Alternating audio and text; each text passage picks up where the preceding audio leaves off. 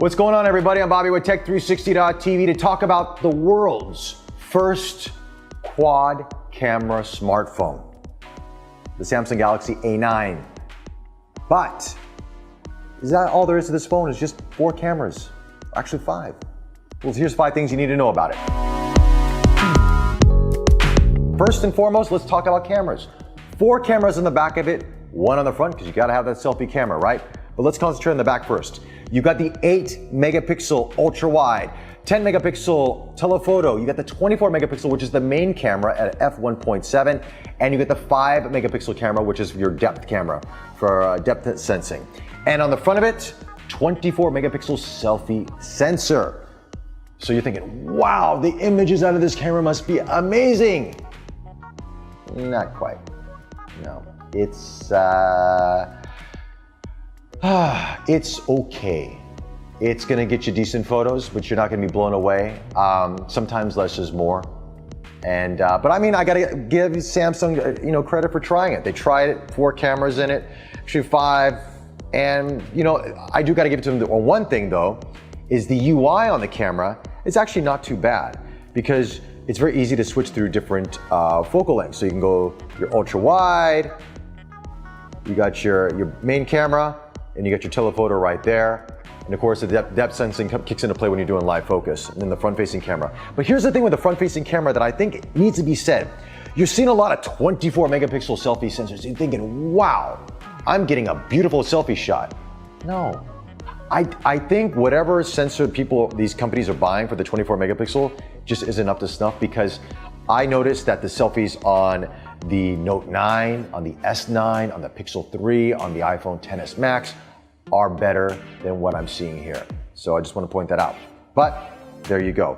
In low light conditions, the camera is okay only, not fantastic. There's no night mode on it, so it is what it is.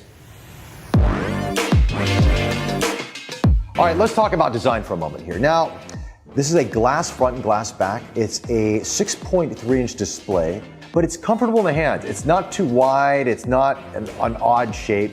You don't have a notch. There's no notch on this, which is a good thing.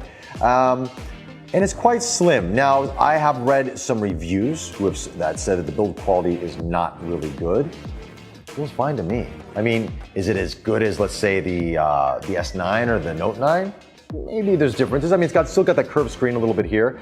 I mean, you feel a little bit of the bezels on the side, which isn't a bad thing because it's easier to grip. And also you can tell in the colors of this, actually, you know how some of the Chinese manufacturers are doing this gradient design? Well, that's sort of what Samsung's doing with this. It's hard to see on this black one because there's a lot of fingerprints. You got a pink one here for the A7. I wouldn't do the pink. That's just me. You might like pink. I'm not a pink guy. But to get rid of the fingerprints, they have a plastic case inside the box. I love plastic cases inside the box. More manufacturers should do this. It costs them nothing to do it, and at least it's a little bit of protection until you get yourself a really nice case. Let's talk about the display. 6.3-inch display, vibrant, it's sharp, you got deep blacks, it's AMOLED. Samsung's known for great displays. There's no difference in this at all. It might not be as high resolution as their flagships, but you know what? You're not going to notice from day-to-day usage really at all. It really is a good display. Let's talk about connectivity for a moment now. There's some cool things in this phone that is very unique. First, you have a dual SIM card slot, but you can also put an SD card in there at the same time. You're running 2 SIM cards. That's rare. You don't see that all the time. Usually you have to take out one of the SIM cards to put the SD card in this, but with the A9, you can have all 3 in the phone. I gotta applaud Samsung for that. Next, you got a 3,800 milliamp battery in this. Fast charging with USB-C, you got a headphone jack. Samsung still believes in the headphone jack. Not many people out there do. Samsung believes in it. So what is this lacking? First off, it's no wireless charging. You got a glass back, and it's for show and fingerprints because you can't charge. Processor inside of this thing, you've got a Exynos processor. It's not the fastest on the market, but it's mid-tier when you're comparing it to the OnePlus 6T and the Poco phone out there and other mid-tier phones that really have a faster processor. And then you kind of think that with Samsung, and because they make so many great chipsets and everything else, you think they would put some power into this. I mean, it's not bad. You can get through all your apps, no problem, but I was expecting a little bit more. And 3800 milliamp battery, like I said, which I was expecting a little bit more from Samsung for the size of the phone. I mean, especially with all the other competition out there, 3800 feels a little bit like it's not quite there.